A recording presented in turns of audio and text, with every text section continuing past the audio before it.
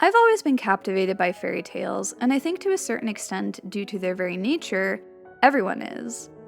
There's something wonderful and truly magical about the human experience of continuously passing down these stories from parent to child, generation to generation, spanning thousands of years across time, all across the world through different kingdoms and cultures.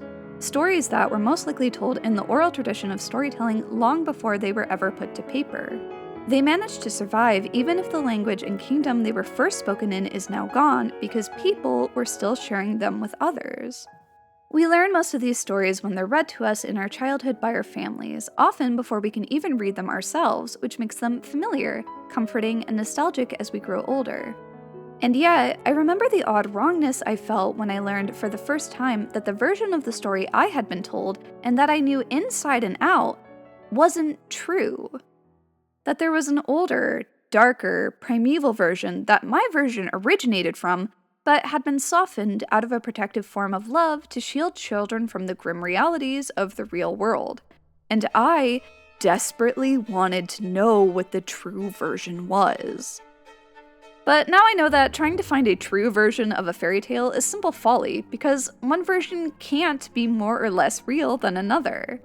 The version I read of Little Red Riding Hood about a little girl getting eaten by a wolf isn't any more or less real than a modern version I happened to flip through at a bookstore, and was shocked to find that the wolf didn't even get around to eating anyone, instead locking the grandmother in the closet and chasing Red Riding Hood around until the woodsman burst onto the scene. With fairy tales, there is no true or false, only familiar and unfamiliar, older or newer, an unending number of fractured variants and retellings. For instance, there are, at the very least, a couple dozen variants of Little Red Riding Hood that we know of, but the bones of that story have remained surprisingly similar over time. One of the reasons for this is because of how simple the core premise is. A child gets tricked and devoured by a predator, the end. There just isn't that much room for drift to occur between versions, especially with the ending patter baked in. My, what big teeth you have! All the better to eat you with, my dear. Most often, the predator is a wolf, but sometimes an ogre or tiger, sometimes the child is saved, and often she is not. But what I want to learn more about is not the story itself, but the drift. What changed over time and why? If we trace a few versions back over space and time in a spiderweb game of telephone, can we pin down how these versions shifted ever so subtly in the retelling? Today, let's take a look at the story of Sleeping Beauty, starting with the most recent version from 1812 by the brothers Grimm, and then we'll compare it with 3 other versions that predate it, including the oldest known version of the Sleeping Beauty tale. And let's see if we can trace how, and maybe even why, they've shifted over time.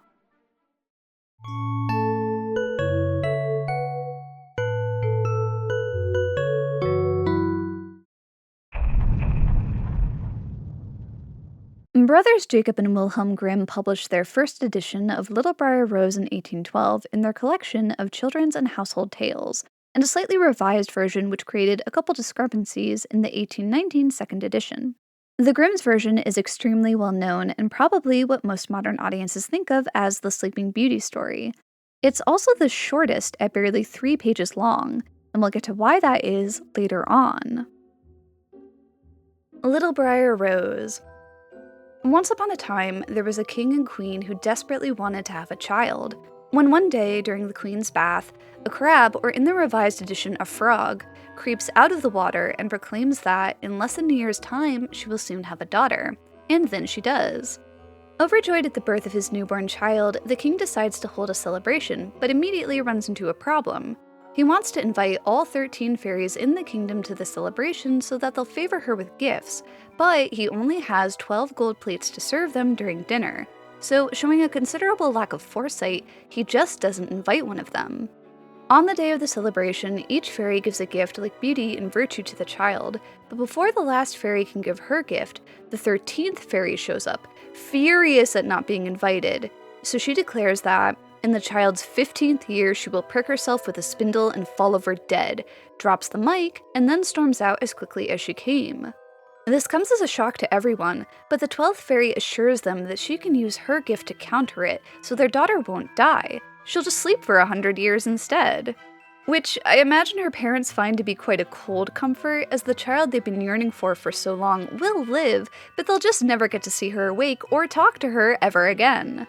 Wanting to avoid that terrible fate entirely, as an extra precaution, the king orders that all the spindles in the kingdom be destroyed.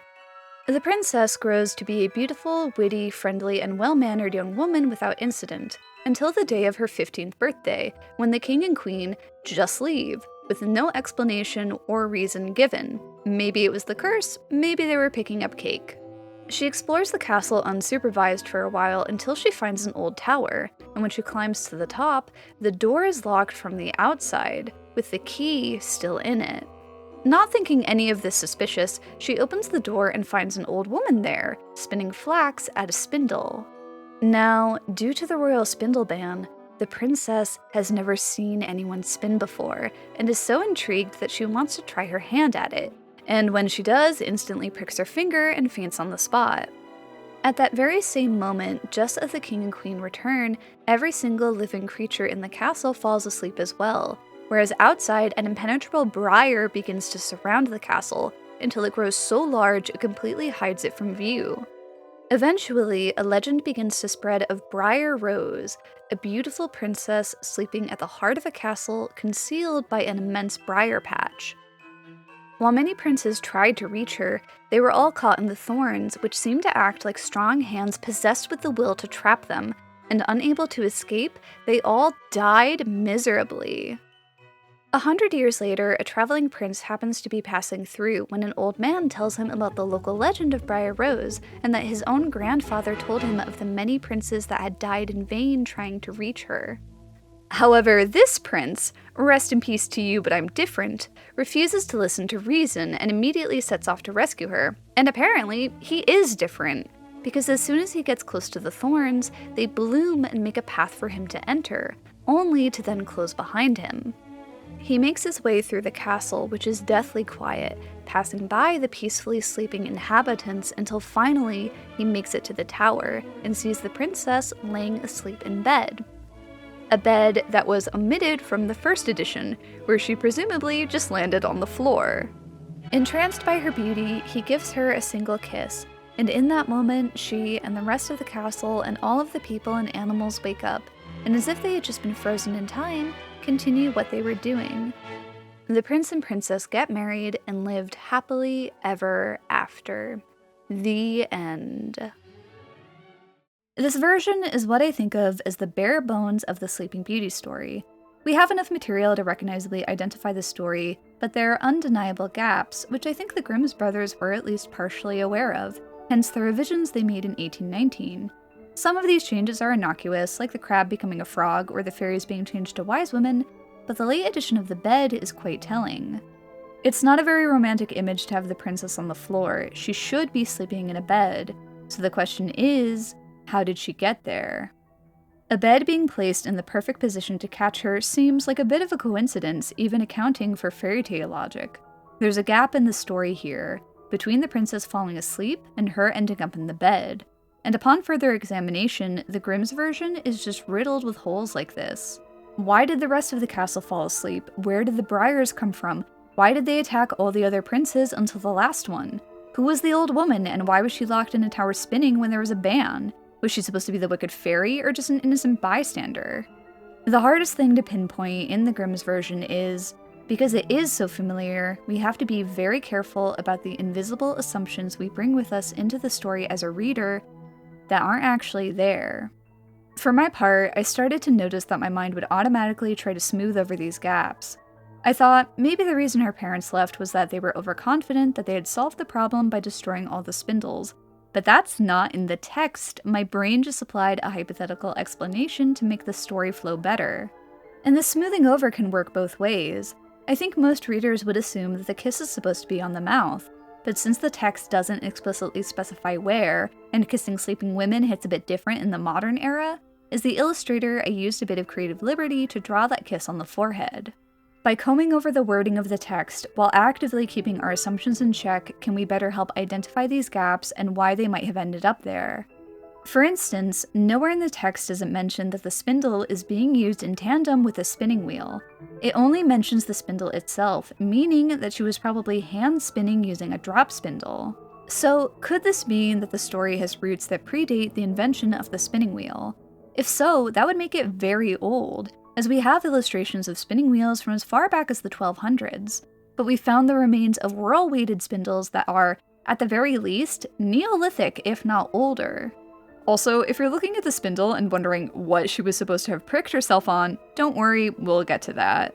But what I think is the most interesting is that the good fairy makes no mention of true love's kiss as being a requirement to wake the princess, which almost makes it seem like it's not the arrival of the prince that wakes her up, it's the time limit of 100 years being met. And if that's the case, then all those other princes threw themselves into their deaths for nothing.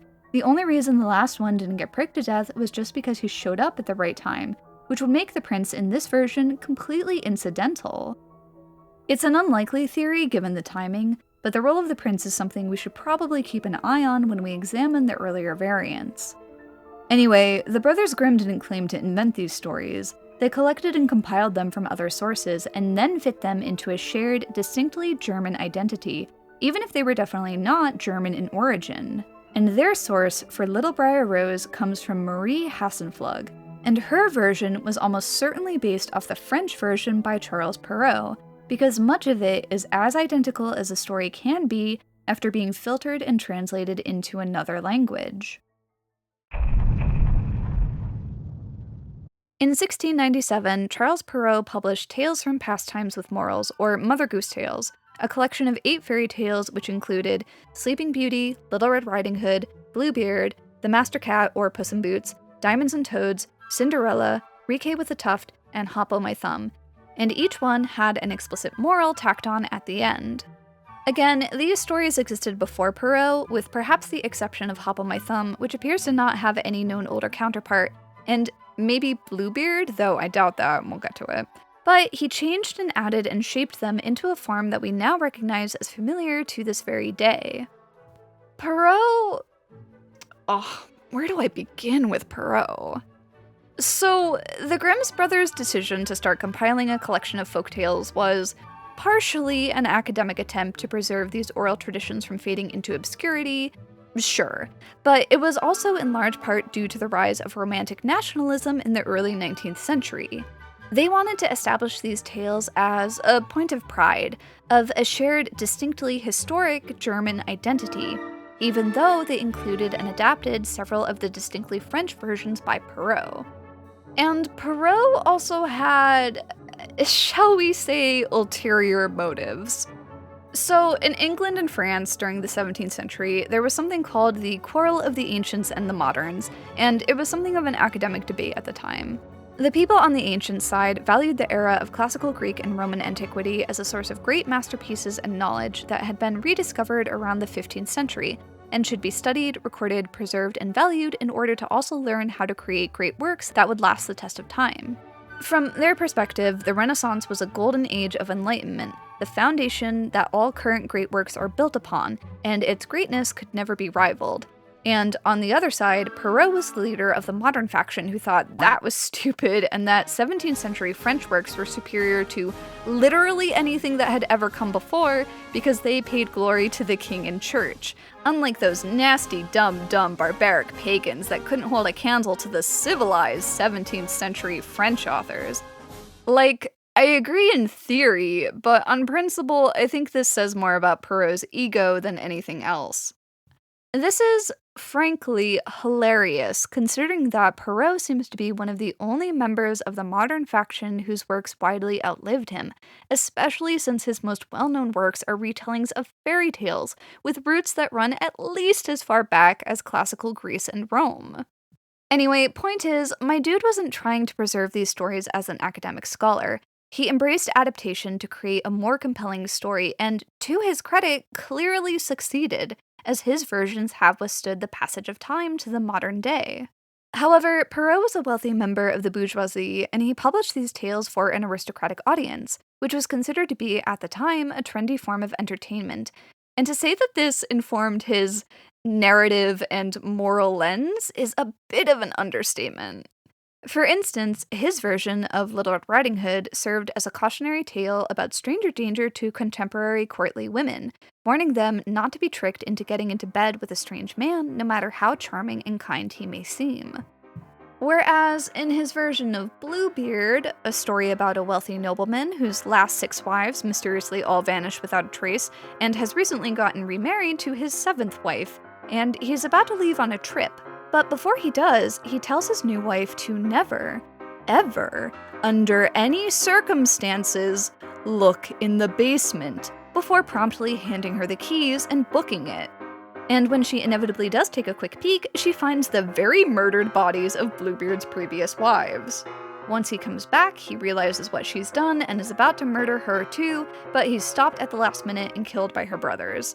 And the moral of this one is, essentially, curiosity killed the cat, so obey your husband no matter what. Like, buddy, I got a feeling the wife wasn't the problem in that story. Perrault seems to have a bit of a blind spot when it comes to the noble classes. Sure, the man you meet on the street is a dangerous predator that will eat you alive, but the man in your home, of good breeding, doing the same, should be obeyed, even if he's just as dangerous as the wolf. This brings us to Perrault's version of Sleeping Beauty, which is heavily embellished and a good 4 times longer than the Grimm's version. You'll see why in just a moment. The Sleeping Beauty in the Wood. The story starts with a king and queen who desperately want to have a child. They've tried everything with no luck so far, until one day, something must have worked because the queen finally has a daughter.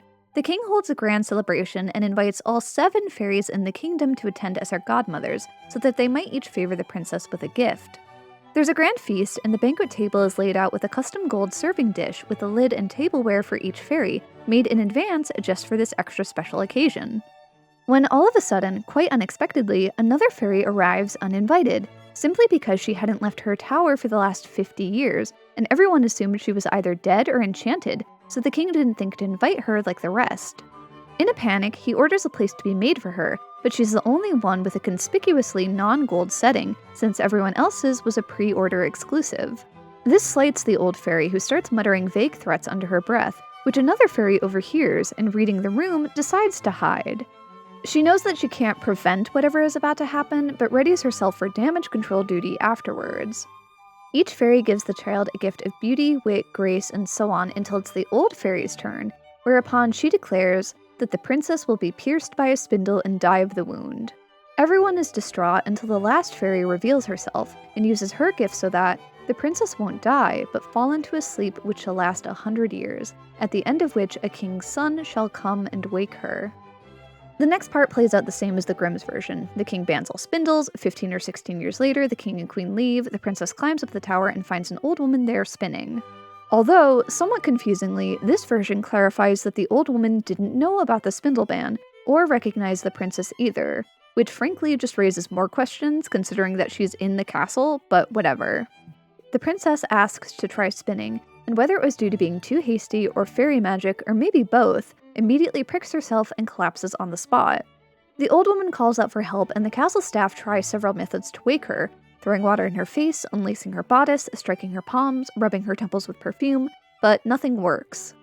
When the king arrives, he realizes the inevitable must have happened, and puts his daughter to bed and commands that she should be unbothered until she awakes. The good fairy soon hears the news, and arrives at the castle an hour later in a fiery chariot drawn by dragons.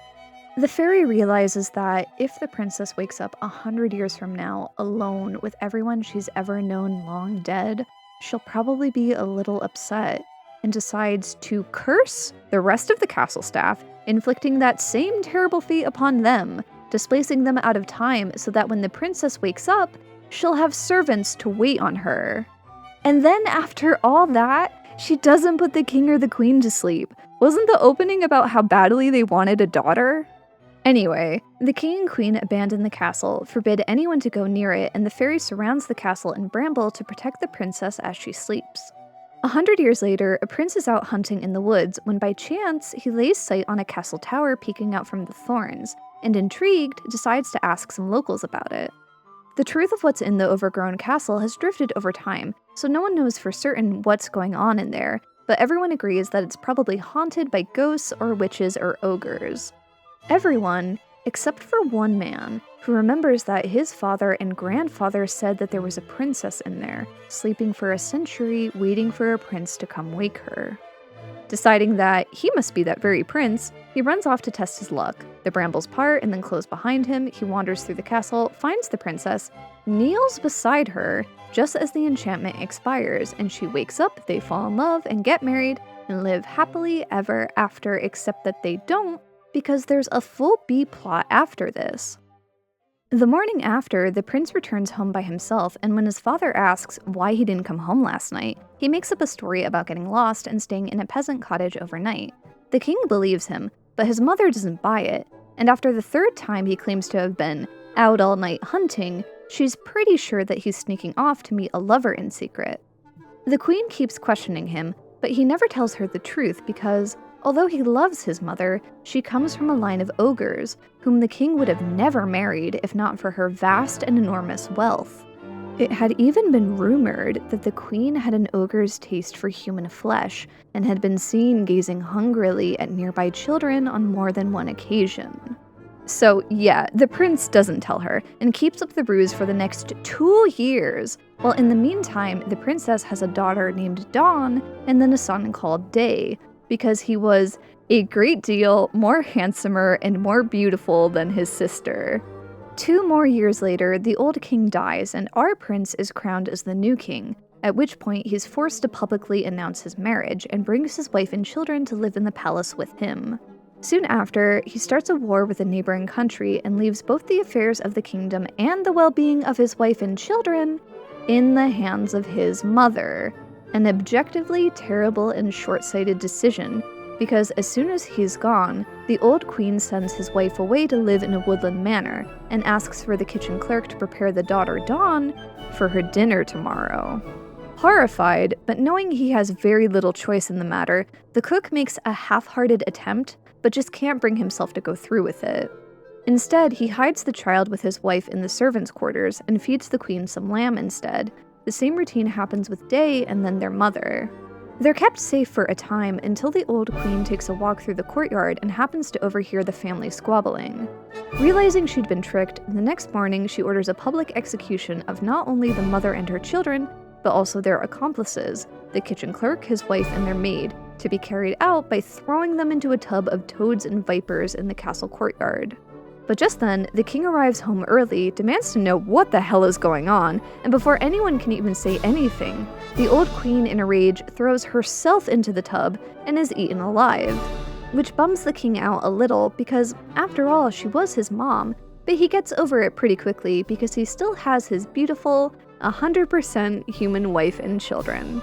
And the story ends with a moral that patience is a virtue, and good things come to those who wait, especially for young maidens looking for love. Yeah, I don't know about that moral, Perrault. When compared to each other like this, it becomes pretty clear that the Grimm's version is more or less an abridged copy of Perrault's. The core story is almost identical, but Perrault provides more information and answers almost all of the questions that were raised in the Grimm's version. So, what probably happened here is that Marie Hassenflug, who is credited as the source for several Grimm's fairy tales, including Little Red Riding Hood, and notably was fluent in French, probably became familiar with Perrault's version at one point or another, and when asked, recounted it to the Grimm's brothers from memory. This would explain why the key plot points were set up the same, but some of the specifics were lost, and you get the weird solutions that aren't set up properly, like the princess laying in a bed without ever being put there. For instance, the Wicked Fairy doesn't specify when the princess will prick her finger, meaning it could happen at any time in her future, unlike in the Grimm's version, which clearly dates it to her 15th birthday, meaning the completely avoidable mistake of leaving your daughter alone on the day that you know she's supposed to be cursed is a Grimm original plot hole. Marie knew that the princess pricked herself when she turned 15, so that information got co-opted into the mechanics of the curse, which was a change significant enough to accidentally form a plot hole. And that is fascinating. This is a huge pitfall that anyone trying to retell or even adapt a pre-existing work into another medium has to be aware of, and it's not as easy to avoid as you might first think. Even seemingly minor changes can have these huge ripple effects in a story, because you never know which piece of a story is or isn't narratively load-bearing until after you change it. We think of these stories as concrete, but that's only because they're constantly being refined with every retelling, intentionally or otherwise. Like, as far as I can tell, the old woman being the wicked fairy in disguise is actually a later addition from the ballet by Tchaikovsky in 1889. It's not from any earlier version, but it makes sense. It's a strong narrative choice, and so it's persisted into modern retellings. And while I can't say for sure, the ballet might also be where we started to call it a curse, too. The Grimm's version doesn't describe the 100 years sleep as a curse, it's referred to as fairy magic, but Perrault goes a step further and instead calls it a fairy prophecy. The good fairy prophesizes that the sleep will last 100 years in total, and at the end of it, a prince will come and wake her. Perrault includes the prince as part of the prophecy even though he only kneels beside her, meaning the kiss that wakes the princess is also a Grimm original addition. So which is it? What actually breaks the spell? Is it the 100 years or is it the arrival of the prince? The Grimm's version had a ton of other princes before the 100 years that apparently weren't good enough, effectively turning the Briars into a secret test of character, weeding out the inferior princes and only opening for the right one at the right time. But in the Perrault version, there's just one prince, and he literally doesn't do anything. He just shows up, he doesn't even kiss her. I think both the Grimm's and Perrault's versions are ambiguous enough that you can interpret it either way depending on your preference. But the strangest addition in Perrault's version is that B-plot.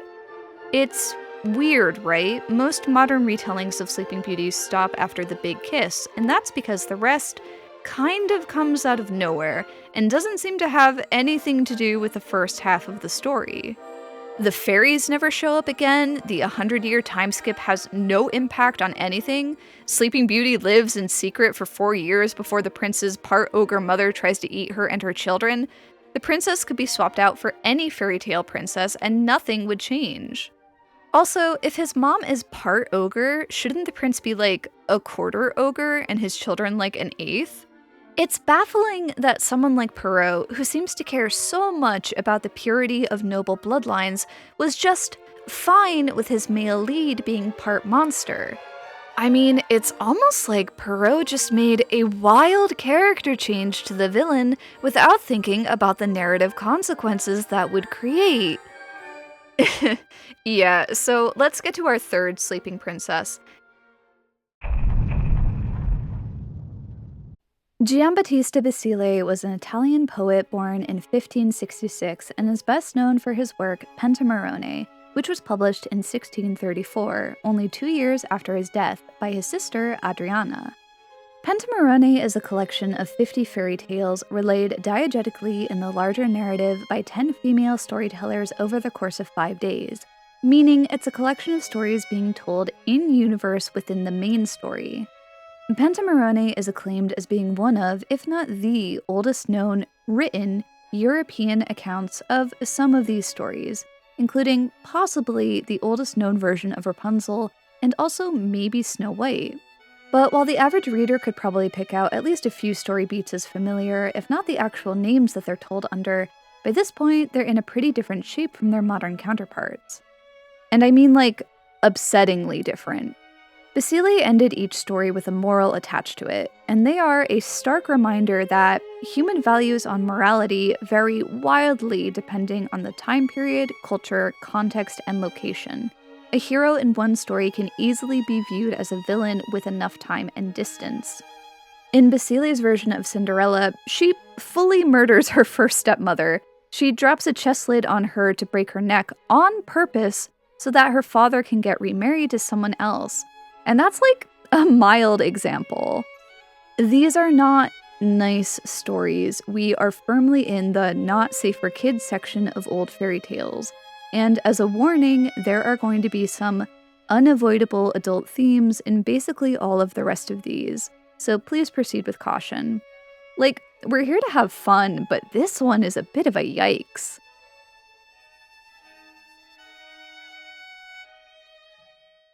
Sun, Moon, and Talia. Our story begins with a great lord naming his newborn daughter Talia, when he calls for several wise men and astrologers to calculate her birth chart based on the position of the stars, and therefore divine her future.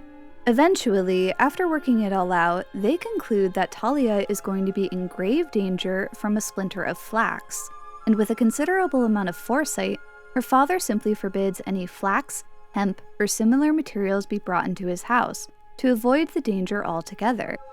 Talia grows up into a fine young lady without issue, when one day, while gazing out from her window, she spies an old woman passing by, who happens to be spinning. And because of the flax ban, Talia has never seen a distaff or spindle before, and is so curious to know how it works, she invites the old woman in so that she can have a try. She borrows the distaff and tries to begin to stretch the flax, but never having done it before, her inexperience causes a splinter to run under her nail and she drops dead on the spot. The old woman panics and runs away, and according to the narrator in one version, is still running even now. Once her father hears of this, he lays her to rest in one of his country mansions, locks the doors, and totally bereft with grief and just wanting to forget his loss, abandons it. A non-specific amount of time later, a king is out hunting when one of his falcons flies into an open window of the mansion. He knocks first, asking to be let in, and when nobody answers, assumes it must be abandoned, and he climbs in looking for his bird. He looks everywhere, but doesn't find anyone. That is, until he stumbles upon Talia, who, thinking she's just asleep, and is, well, so enchanted by her beauty that he sleeps with her, and afterwards leaves to go back to his kingdom and completely forgets about the whole thing. 9 months later, Talia gives birth to twins, a boy and a girl, Sun and Moon, respectively.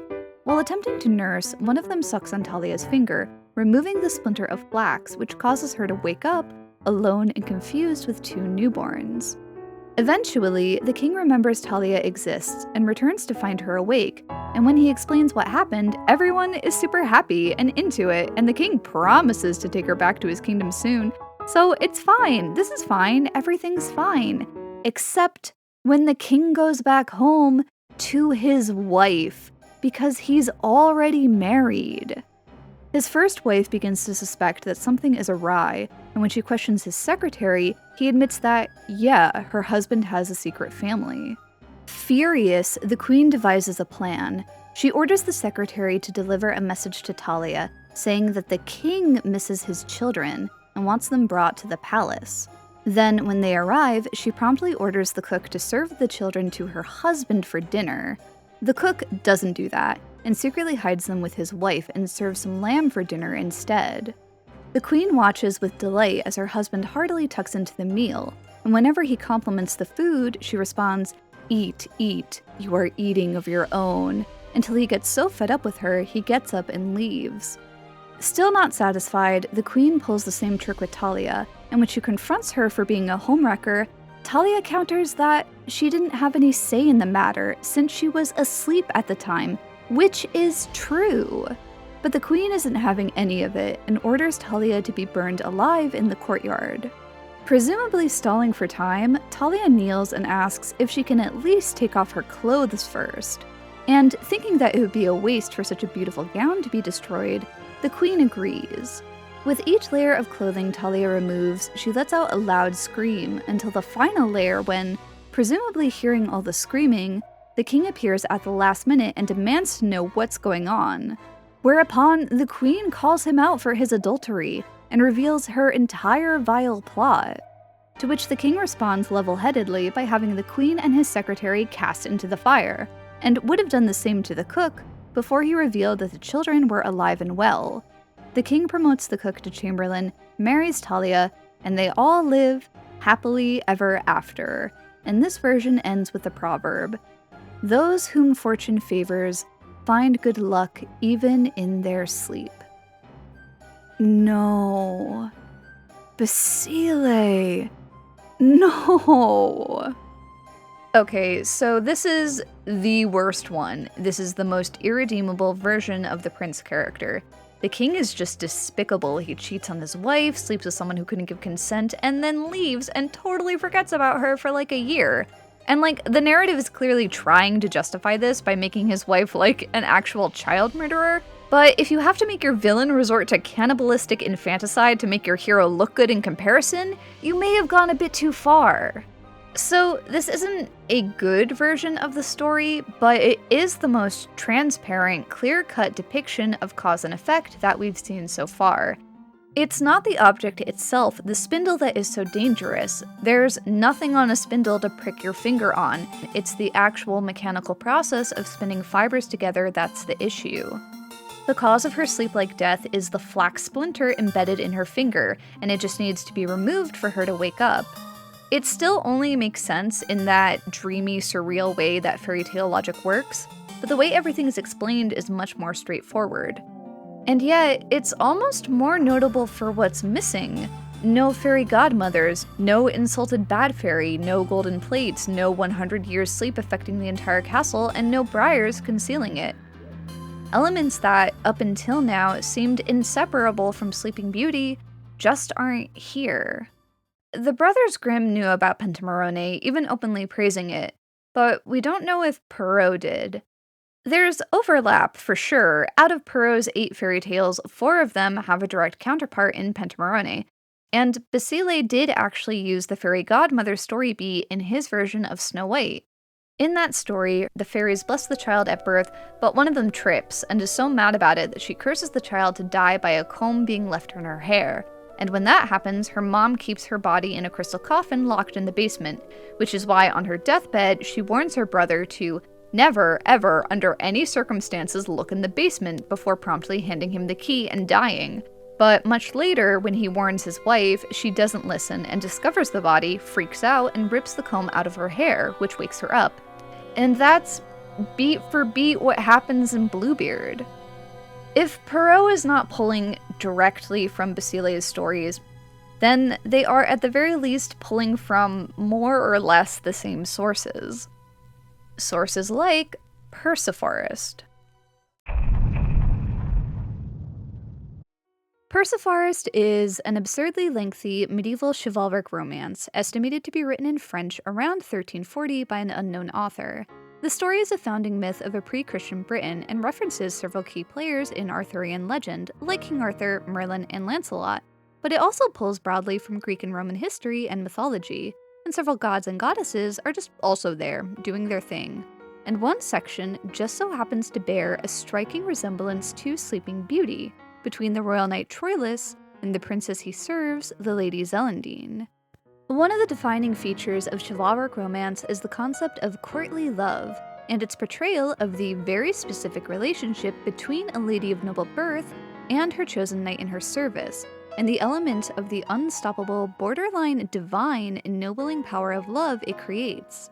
According to the conventions of courtly love, the power of love transforms you into a better, stronger, more noble person.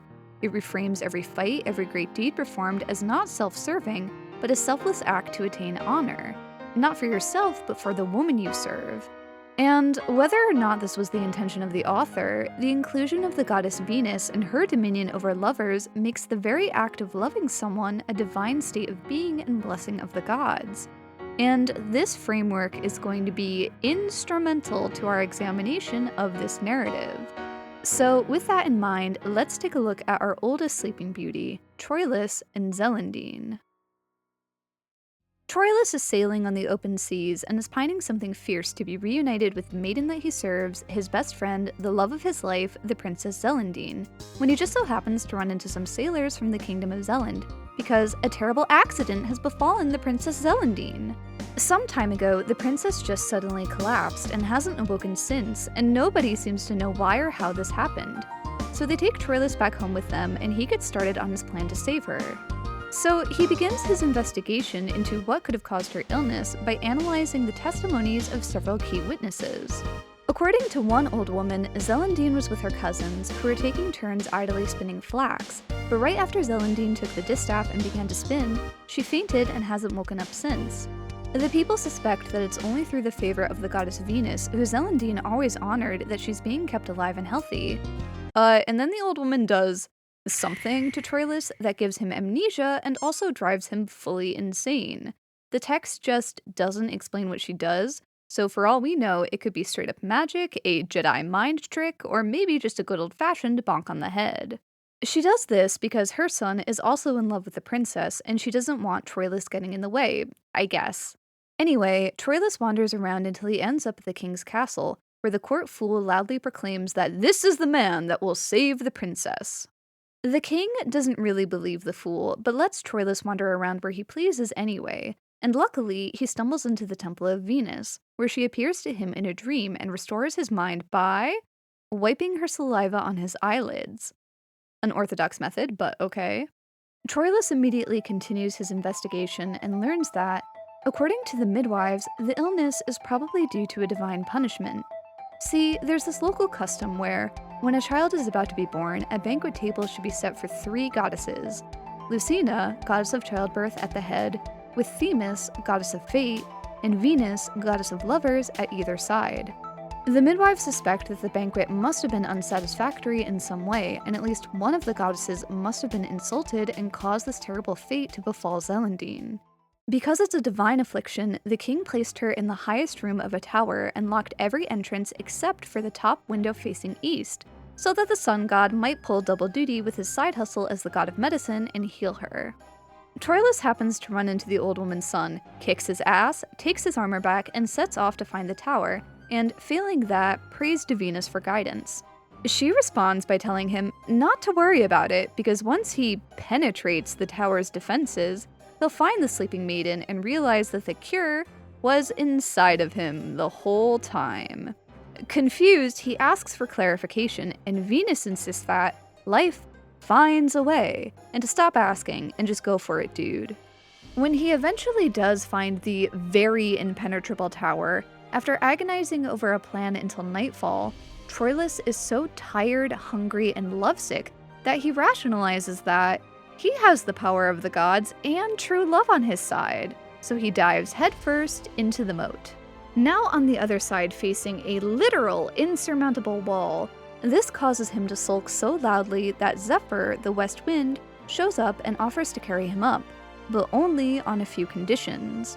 Once he's up there, he must act exactly as Venus has instructed, and after midnight, he must come back to the window and do whatever Zephyr asks of him.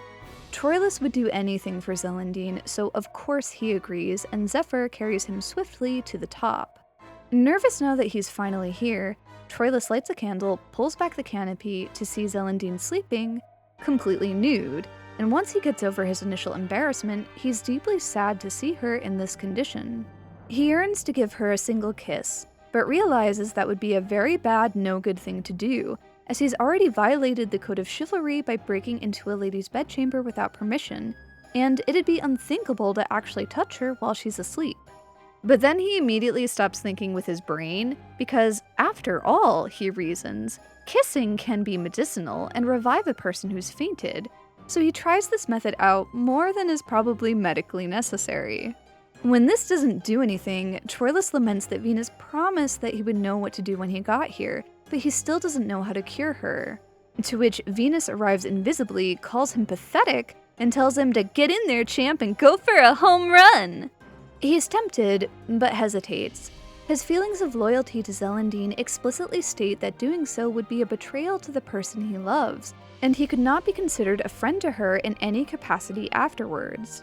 This modicum of restraint infuriates Venus to the point that she uses her powers to make Troylus consumed with an unthinking fiery passion, and then appears before him, calling him a coward, unworthy of his lady. Venus sounds a lot less like the goddess of love in this section, and a lot more like her sometimes father, as she insists that, in fact, Zellandine would want him to do it, no matter how angry she might pretend to be later. Yikes. After Troylus is, finished, just as Zephyr is about to take him away, the door is opened by the king and his sister, who were alerted by the light from the candle Troylus lit.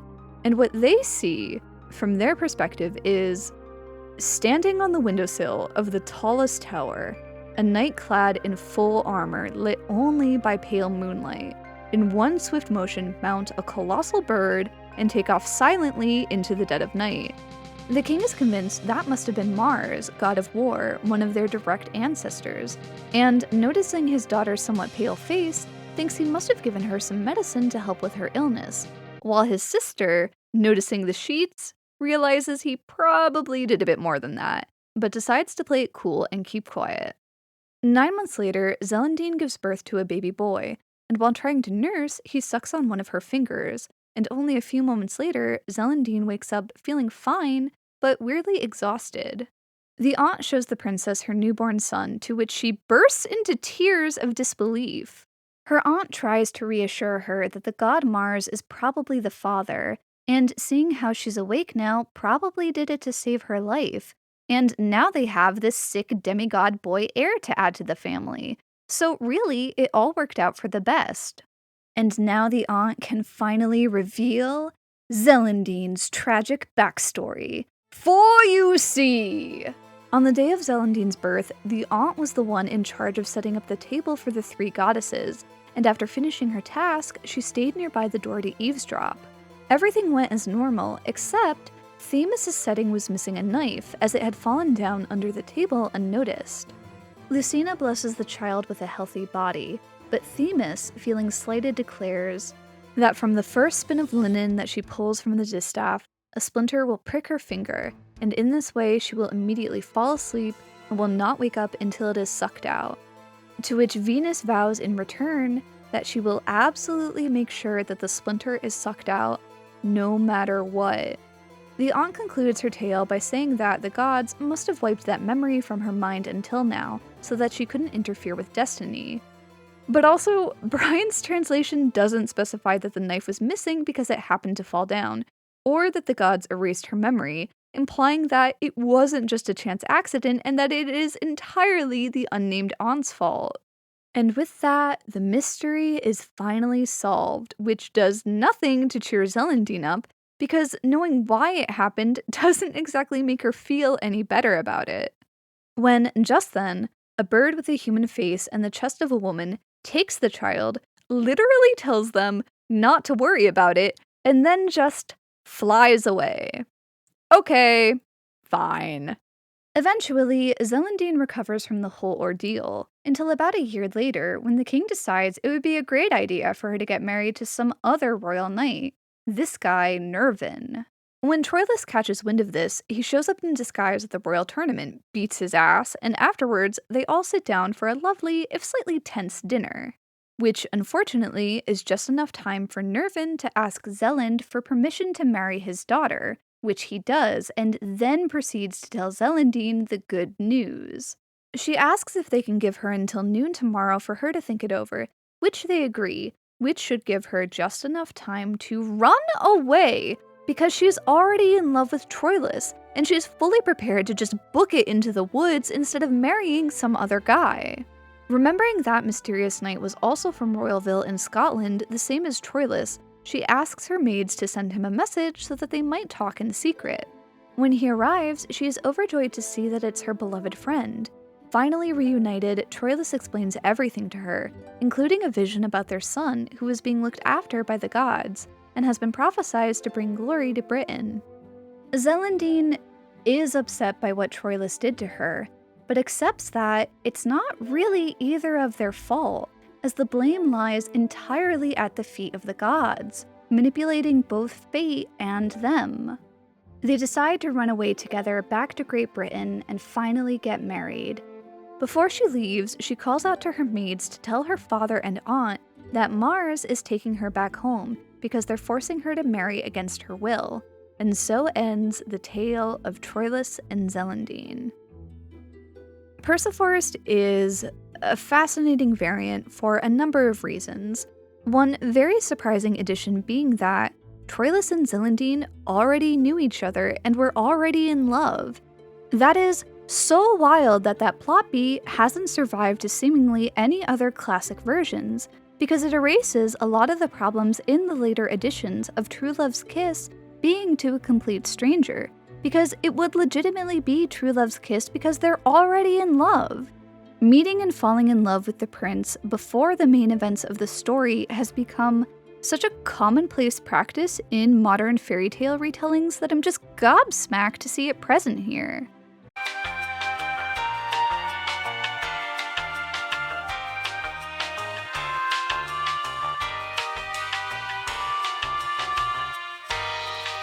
And yet, on the other hand, because of the conventions of courtly love, the portrayal of the assault from a moral perspective in this version is very wishy-washy.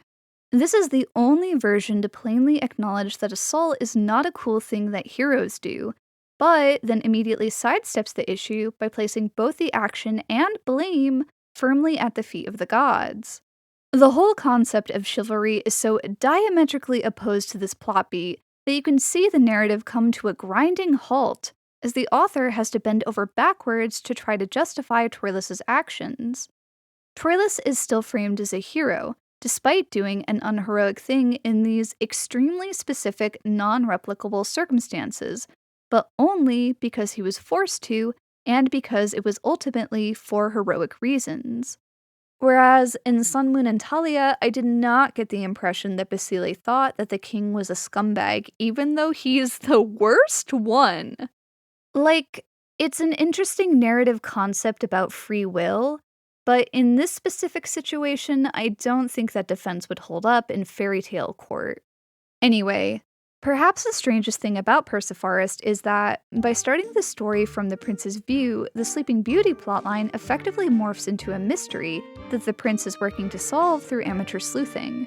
Whereas in all other versions of the Sleeping Beauty tale, the events play out in reverse. The problem and eventual solution are delivered in a neat package right at the beginning. It's a strange feeling reading a mystery that everyone already knows the solution to. Like, imagine if Little Red Riding Hood started from the perspective of the huntsman.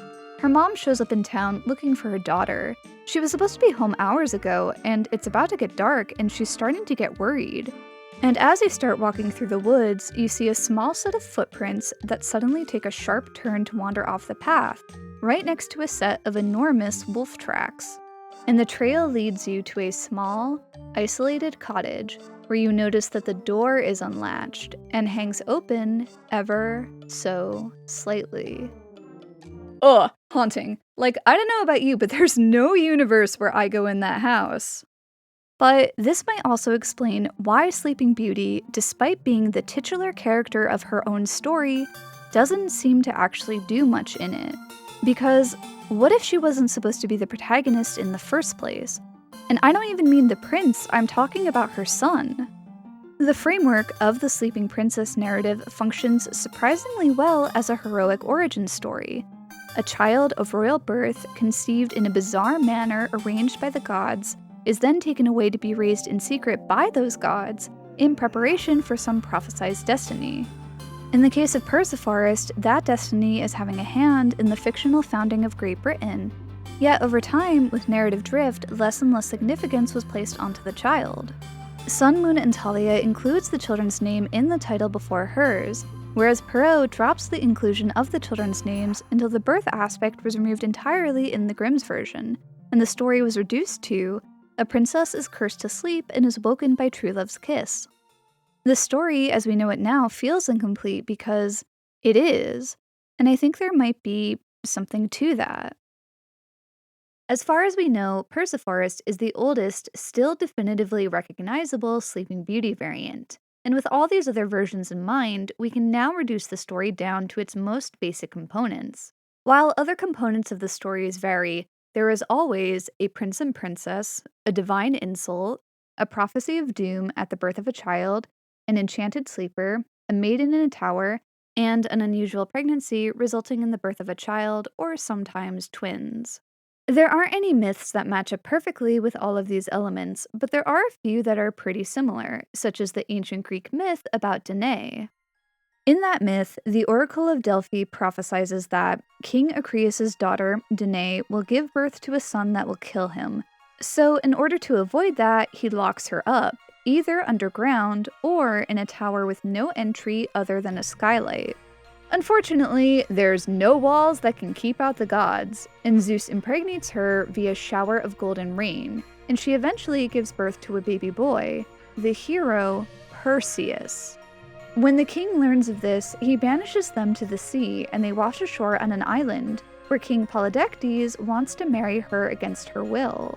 He promises to drop the proposal if Perseus can achieve the impossible task of killing the Gorgon, which he does with some divine help, and then uses the head to turn Polydectes into stone. While traveling back home through the nearby kingdom of Ethiopia, he stumbles across the Princess Andromeda, who, due to some good old-fashioned hubris, because her mom boasted that Andromeda was more beautiful than the gods, she's currently facing the divine punishment of being sacrificed to a sea monster. Perseus saves her, of course, and they get happily married. Much later, Perseus is competing in a tournament and accidentally misthrows a javelin and happens to hit a random spectator in the audience, killing King Acreus instantly and proving that trying to avoid fate is an exercise in futility.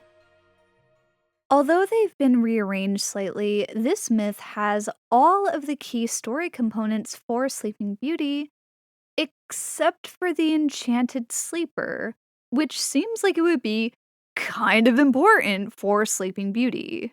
But Perceforest drew inspiration from a lot of different sources, so the enchanted sleeper could be an add-on from a totally different myth, like in Deadalion. In Ovid's Metamorphosis, Deadalion's daughter Hyone is magically put to sleep by the gods and then impregnated with twin sons by Hermes and Apollo while sleeping.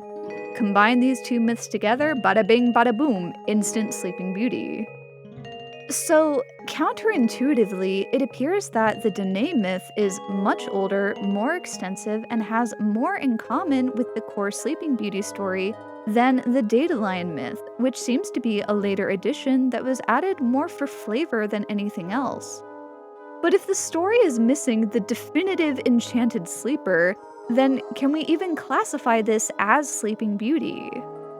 Well, to figure that out, there's one final piece of the puzzle, a much older tale that should, hopefully, answer all of our remaining questions.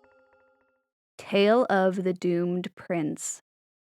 Papyrus Harris 500 is a collection of folktales and love poems. The papyrus itself has been dated to between around 1300 to 1100 BC, but the story itself is likely older, dating to between 1500 to 1200 BC, meaning it predates the Danäe myth by roughly 1,000 years. So, tell me if any of this sounds familiar. A childless king prays to the gods for a son before going to bed with his wife. The gods hear him and grant the wish, and 9 months later she gives birth to a baby boy, where the goddess, the Seven Hathors, performs her duty of foretelling how the child will die, and she predicts that he will die by a crocodile, snake, or even a dog. Distressed and wanting to avoid this terrible fate, the king builds a stone house in the desert and fills it with everything his son could ever need so that he would never want to leave. Years later, the boy is looking out from the rooftop and sees a man and his dog, and, having never seen a dog before, asks his father if he can have one, and the king reluctantly gives in. When he grows up a bit more, he tells his father that it's pointless to keep him trapped for the rest of his life, and that he'd rather go out into the world and meet his fate head-on, even if it means accepting his inevitable doom. He leaves with the king's blessing and travels north with his dog until he reaches the Mitannian kingdom, where the Prince of Nahrin just so happens to have one daughter he's keeping at the top of a 100-foot tower, with only one window at the top, and has sent word to the allied princes that the one who reaches her window shall have her hand in marriage. Exhausted from traveling, our prince happens to stumble across the tower, and after feeding them a sob story, the other princes take him in as one of their own, cleaning him, feeding him, and bandaging his feet. When he asks why exactly they're all just jumping in front of this tower, they explain about the princess at the top and that whoever reaches the window gets to marry her. And our prince says that he would love to give it a try once he's fully recovered. So he just sits on the sidelines and watches them, while meanwhile the maiden at the top watches him. Eventually, he tries and leaps successfully to the top, probably with the help of a divine blessing, where the princess eagerly kisses and embraces him. When the news gets back to her father, he's displeased it isn't one of the princes that he summoned, and orders to send him away. But the princess grabs him and warns that if they send him away, she'll starve herself to death. And when her father sends men to kill him, she doubles down and says that if they kill him, she'll meet the same fate. At which point, her father relents, asks to see both of them, approves of the marriage, and they start living happily together. After some time, the prince confides the truth to his wife that he will meet a terrible fate by crocodile, snake, or dog. Alarmed, his wife urges him to get rid of the dog, which, since he's raised it since it was a puppy, he absolutely refuses to do. So she takes matters into her own hands to protect her doomed groom. She fills 2 bowls with wine and beer and leaves them next to her sleeping husband while she stays up and keeps watch. When, one night, a snake slithers out ready to bite him, but instead gets drunk on the wine, whereupon the wife grabs a hatchet and obliterates the snake. She excitedly wakes him up to tell him that they've managed to avoid one of the fates. However, only a few days later he goes out for a short stroll alone, but the dog follows behind him, and then speaks, saying, "I am your fate," and chases him into a river, where a crocodile drags him away. The crocodile then says, "I am your fate, but I've been trapped in this lake for months, locked in battle with a demonic water spirit. I'll let you go if you help me kill the water spirit when he returns." On the dawn of the next day, the water spirit returns, and then nothing. Because even though it was discovered intact during the 1800s, preserved for over 3,000 years, the house it was in exploded, and part of it burned to ash before it was translated. So we just don't know the ending, and probably never will. I don't know what I was expecting from 19th century British archaeologists. Like, the papyrus isn't even it's in the British Museum. Like, they didn't even give it back. Okay, so at this point, all we can do is guess at the ending. Does he overcome his fate, or does he succumb to it? If this were a Greek tragedy, he wouldn't stand a chance, not without the help of divine intervention. But considering that he did manage to evade 2 of his deaths and then cut a deal with the last one, it is entirely possible that our doomed prince was able to overcome his fate and reach a happy ending. Somehow. But even without the ending, the tale of the doomed prince has finally put into place what has been nagging at me throughout this entire video. And full disclosure, this is truly just my best guesswork on what might have happened, so take my conclusion with a grain of salt. But I think we have enough pieces to form a decent picture of what happened. This is why the Sleeping Beauty tale has drifted so much over time, because the tale of the doomed prince is a double, locked tower myth. A prince locked away to avoid a prophecy of doom, and a princess locked away as a test of marriage for whoever reaches her window. And about 1,000 years later, the shape of the Danäe myth has remained remarkably similar, although the events and roles have been reordered slightly. The Princess Danäe is locked in a tower because of a prophecy of doom centered on her yet unborn son, and then her son travels to another country and saves an imprisoned princess from danger and then marries her. Once the Danäe myth gets combined with Deadalion and Perceforest, then we finally have all the parts needed to form the first true Sleeping Beauty type: the Maiden in the Tower, the Enchanted Sleeper, and the Prophecy of Doom. But there's just one problem, because the name of Deadalion's enchanted sleeper, Hyoni, is the Greek word for snow. Sleeping Beauty has the same proto-origin stories as Rapunzel and Snow White. Depending on how you choose to slice the story, you can end up with any one of these outcomes. If you take the Maiden in the Tower section, you end up with Rapunzel. If you just use the Enchanted Sleeper, then that becomes Snow White. Combine them together with the Prophecy of Doom, and finally, you get Sleeping Beauty. That's why they're all so similar, and this is where things start to get complicated. Because if Perceforest combined two different myths to make Sleeping Beauty, then 300 years later, when Giambatista Basile publishes his collection of 50 stories, he splits them apart again into the oldest known variants of Rapunzel and Snow White. Remember how weird it was that Basile's version of Sleeping Beauty was the only one that used male astronomers instead of female goddesses or godmothers, because he used the fairy godmother's plot beat in his version of Snow White. So, bafflingly, Basile's version is the first and only Snow White variant to include the prophecy of doom.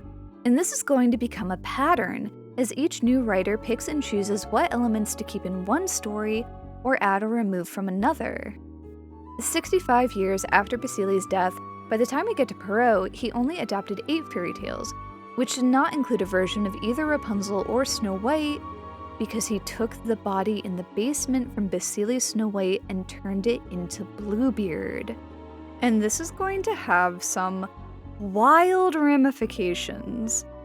Remember how during Perrault's time, adapting fairy tales was considered to be a trendy pastime among aristocrats? Yeah, well, in 1698, 1 year after Perrault publishes his Mother Goose Tales, who arrives on the scene but Charlotte Rose de la Force, and she's got this great new fairy tale. It's called Persinette. And her version of Rapunzel has become, somehow, even more similar to Sleeping Beauty. Unlike Basile, in her version, the tower is meant to protect the maiden from some terrible fate, which comes to pass anyway when she gives birth to a twin boy and girl, and eventually they're all saved by a fairy godmother riding in a golden chariot. Now by this point, it's really hard to say who is pulling from what exactly.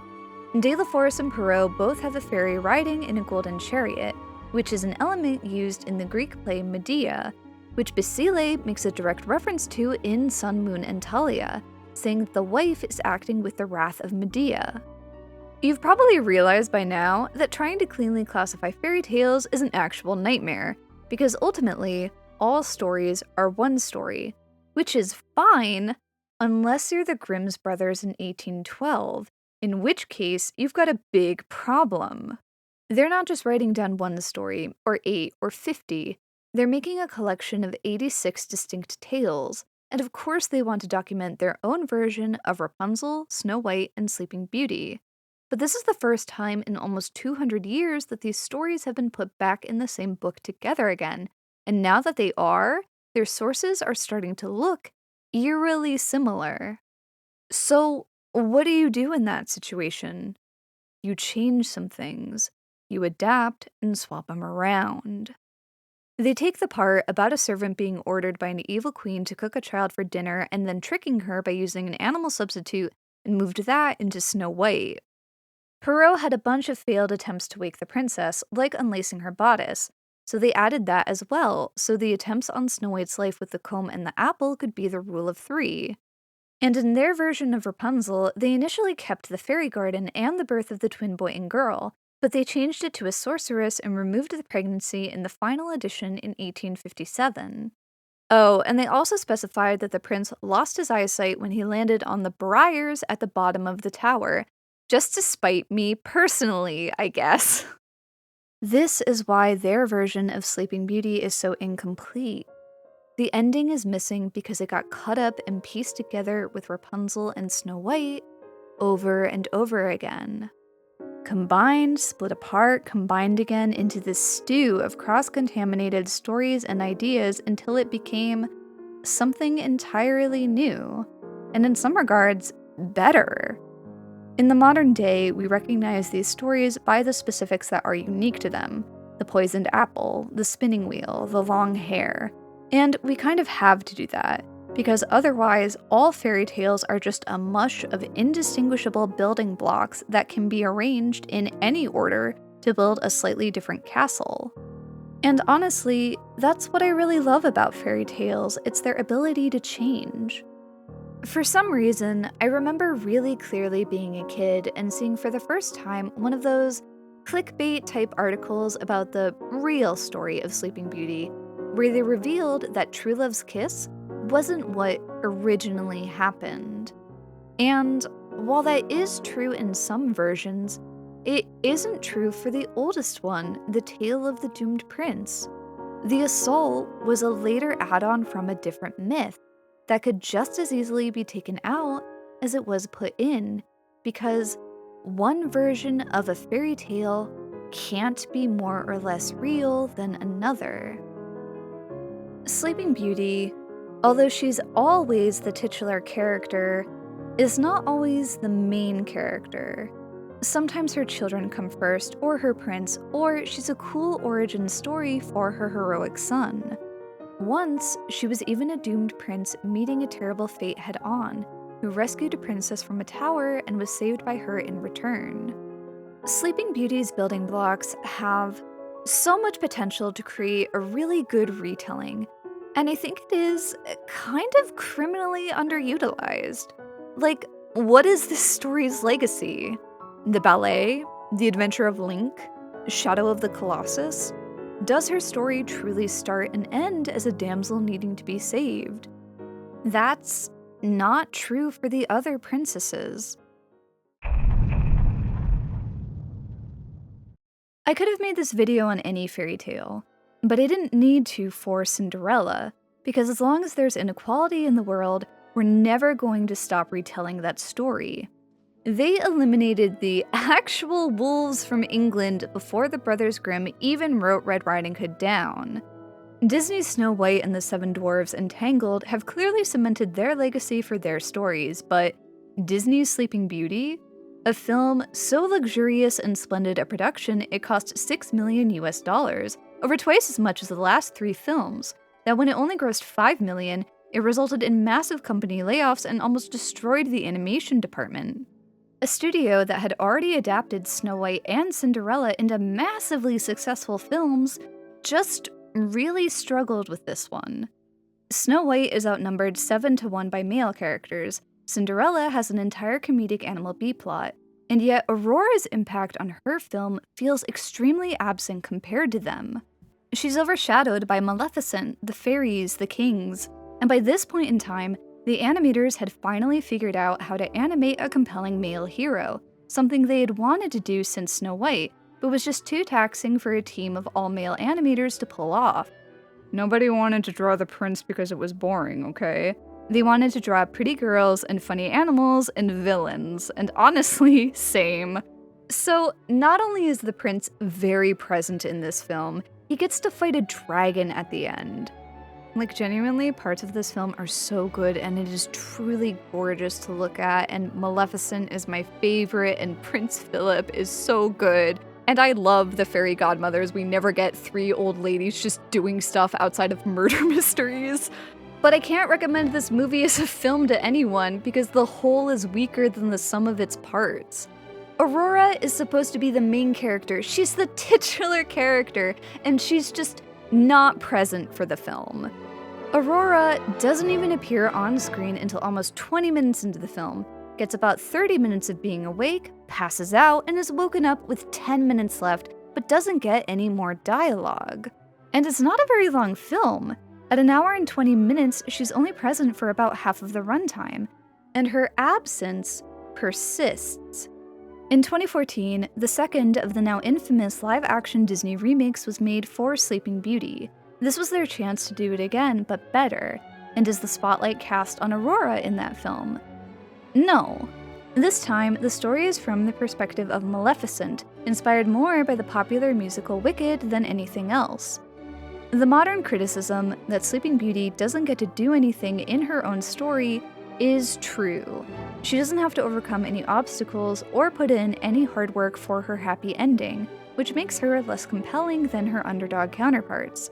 But unlike them, her passivity has somehow stuck even into new adaptations, and as writers, we keep overshadowing her with other characters in the story. If she appears in a fairy tale mashup like Shrek or Into the Woods, she's usually a footnote, a throwaway joke at best. We ignore her. She is not a person, she is an objective. A couple throwaway lines, a little flourish to flesh out someone else's story. But when viewed from her perspective, Sleeping Beauty is a deeply tragic figure. She's dealt a raw deal, cursed in her infancy not because of anything she did, but as a punishment for her father's mistake. Or worse, for no reason other than the cold turning of the wheel of fate. The only time she's ever warned about the danger and given the knowledge that might let her defend herself is when she's a boy, a doomed prince. Otherwise, she lives her life in blissful ignorance until finally the other shoe drops. And when she wakes up from death, she's married to the prince because he saved her. He won her hand in marriage. He completed the objective. He fought through the bramble. He penetrated the tower's defenses. He woke her up. He should get the princess. From the very beginning, the rest of her life had already been chosen for her by the actions of others, without her having any say in it. Her happy ending is just that. Just another ending. Just another sleep-like death. Which is why my favorite portrayal, critical analysis, subversion, love letter, whatever you want to call it, to Sleeping Beauty is Anthihememia from Revolutionary Girl Utena, an anime from 1997 and a true goddamn masterpiece. That's right, we're doing this again. Revolutionary Girl Utena uses fairy tale conventions and tropes to examine everything from gender roles to the patriarchy to abuse. Utena Tenjo is a very pink girl that, after a formative encounter with a prince in her childhood, decided that she wanted to be just like him, and aspires to be a prince that saves damsels in distress. Her very existence defies and rejects gender norms and the school's binary dress code, as she sports her long pink hair with the boy's uniform jacket on top, combined with her gym shorts on the bottom.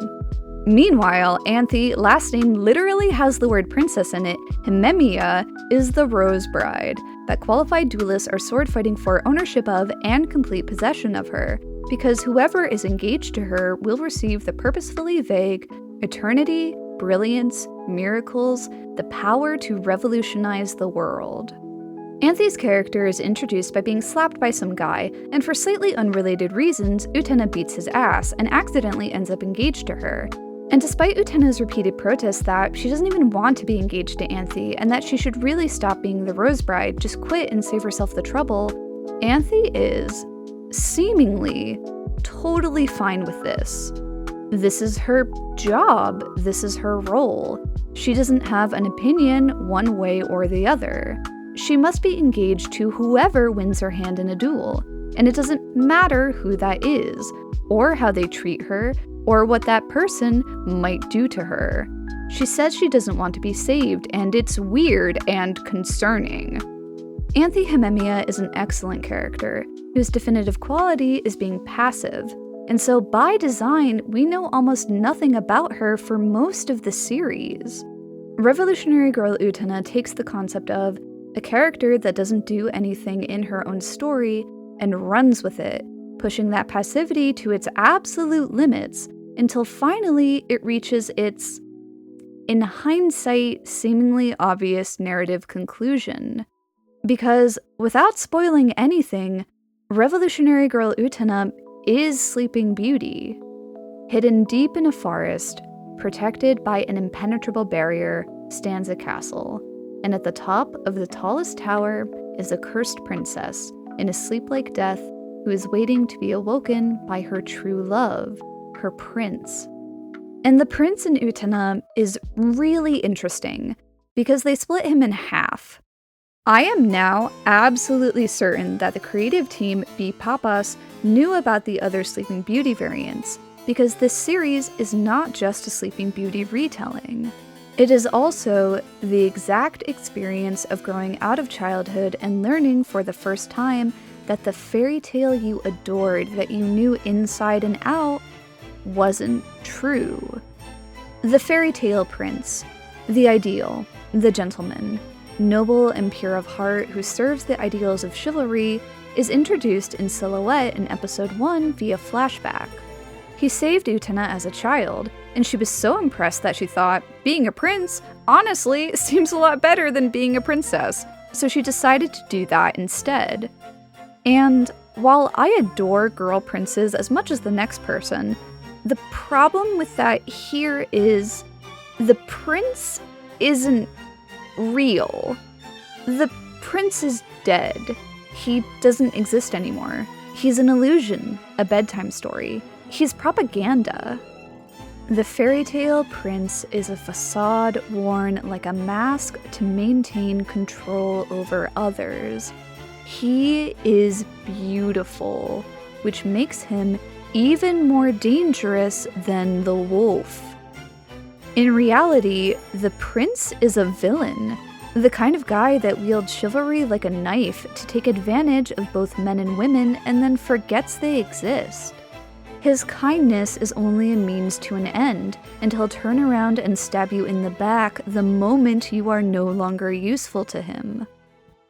Thematically, Utena is a retelling of a fairy tale, and for that reason, it retells its own story over and over again, adding, changing, and adapting until finally, a different ending can be reached. Sleeping Beauty deserves a better ending. Fairy tales and magical girls are kind of weirdly symbiotic. They have a lot of the same story components: persecuted heroines, magical transformation, and most importantly, true love conquers all. During the magical girl boom, even Snow White got an anime adaptation, and it was fine. I haven't seen it since I was a kid. It's probably not very good, actually. I knew I was never going to be able to cover every Sleeping Beauty adaptation, but I was surprised at how many scattered scraps I remembered once I actually started looking, including 2 separate Vocaloid songs. But I feel like I have to give an honorary mention to Dimension 20's Never After, because it's one of my favorite fairy tale mashups, period.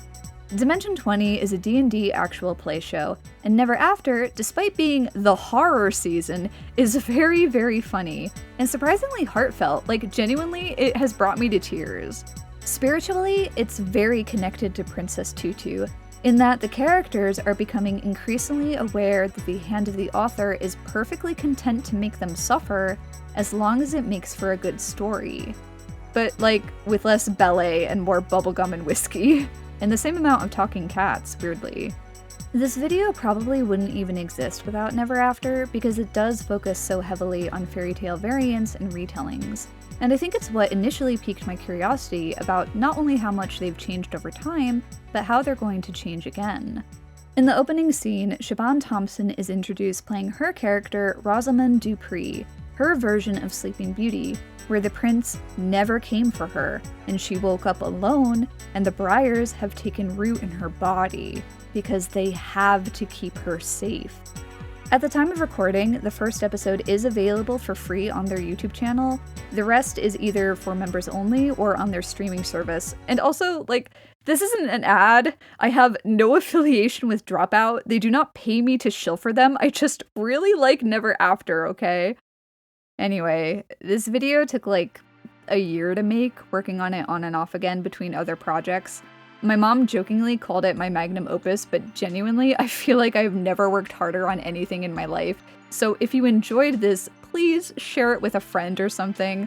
This is kind of a weird video, so please like, comment, and subscribe to feed the YouTube algorithm, please.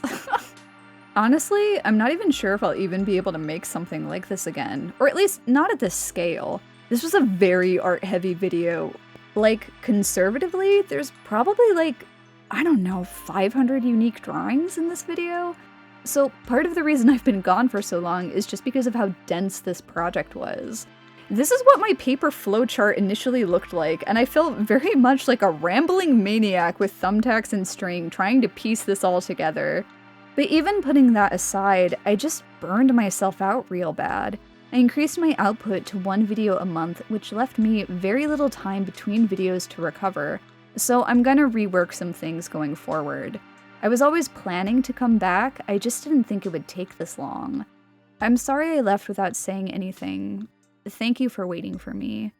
And thank you to all of my patrons. I don't normally do this, but I'm going to read everyone's name regardless of level. You're awesome. A True Fan. Ada Corman, Adam Nickel, Adriano Messias, Alnara, Alyssa Herzog, Aman Stukel, Amy, Andy F., Anila Anuler, An Sanen, Anten, Arcus, Ashley, Aya, Azula Always Lies, Ben Blum, Ben Wilson, Benjamin Huddy Velasco, Blueberry Bee, Branflakes, Brendan Mahaffey, Brusher, Bubbity, Buffles, Char Sometimes, Chris, Christian, Demon Empty, Daisy McGuire, Dame Diodora, Darius Miakauskas, Daisy Day, David Hoffnung, Derek D. Engel, Derek Drescher, Elena Buffington, Emily Sampson, Emma Randall, Frank Furness, Graham Dixon, Hale Zeon, HDTQW, Holly Rail, Icewind,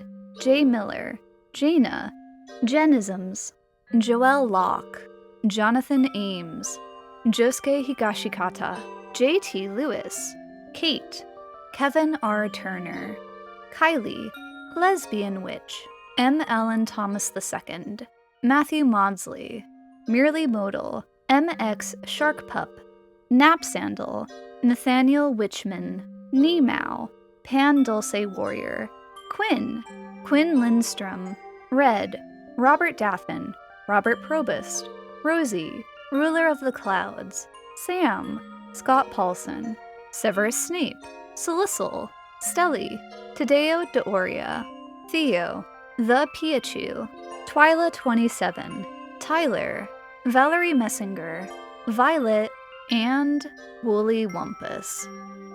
Alright, I'm signing out, and I just want to let you know that everything will be okay.